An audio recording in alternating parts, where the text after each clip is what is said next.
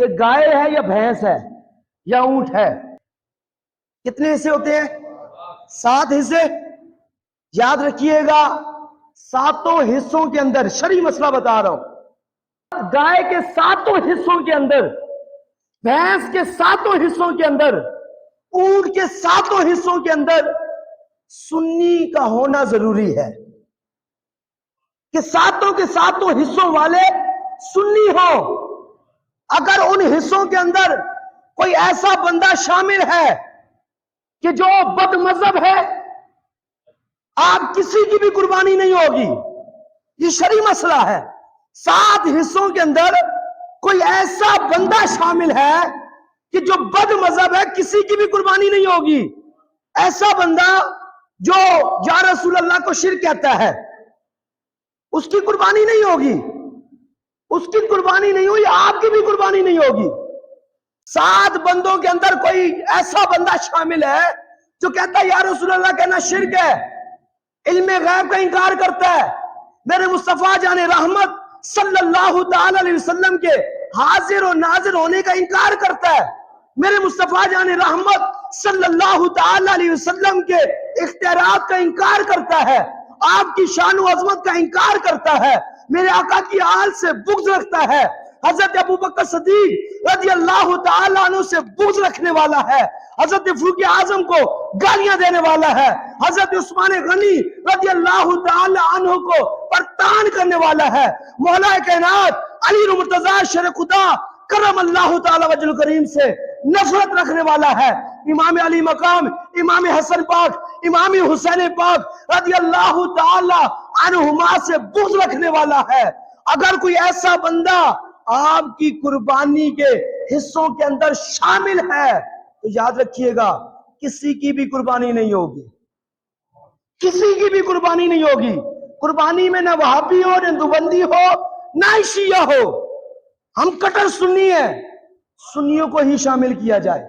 عاشقان رسول ہی قربانی کے حصوں میں شامل ہو تب ہی قربانی ہوگی.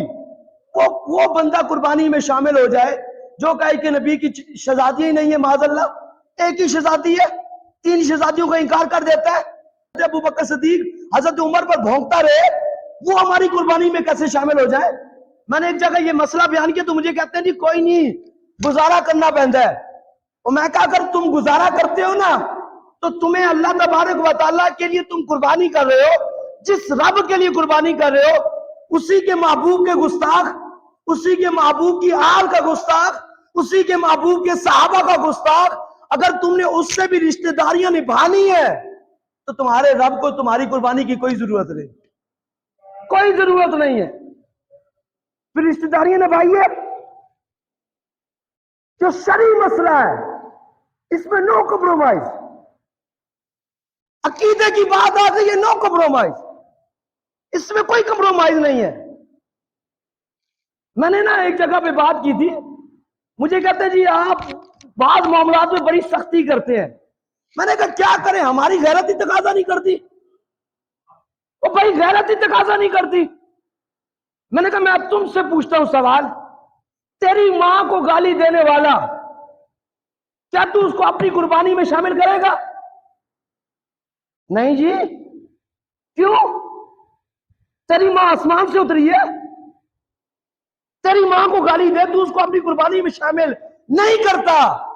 جو میرے آقا کی ماں کو گالی دے، وہ بھائی کیسے ہم برداشت کر لیں؟ میرے دوست کو کوئی گالی دے، یقین مانیے میرا جگری یار ہو، اس کو کوئی گالی دے، میں اپنی قربانی میں اس کو شامل نہیں کروں گا، حصہ نہیں ڈالوں گا. جو میرے محبوب کا یار ہے، میرے محبوب کو جس رب نے کہا ہے کہ محبوب یہ تیرا یار ہے، وہ یار صدیق اکبر، اس کو کوئی بھونکنے والا ہو ہماری قربانی میں کیسے شامل ہو سکتا ہے؟ ہماری غیرت تقاضا نہیں کرتی. بہرحال یہ واضح طور پر یہ مسئلہ موجود ہے ہماری کتابوں کے اندر. اہل سنت کی کتابوں میں ہمارے علماء بیان کرتے ہیں کہ اگر 7 حصوں میں سے کوئی بھی حصہ کسی بد مذہب کے پاس ہوگا تو قربانی سب کا عاشقان رسول ہونا ضروری ہے، عاشقان صحابہ ہونا ضروری ہے، اشکال اہل بیت ہونا ضروری ہے. تو خدا را اپنی قربانیوں کو ضائع نہ کیجیے، بچائیے اپنی قربانیوں کو. حصے میں اگر آپ کے جانور لے لیے، حصے میں کوئی شامل ہے بد مذہب، نکال دیجیے اسے، خود نکل جائیے.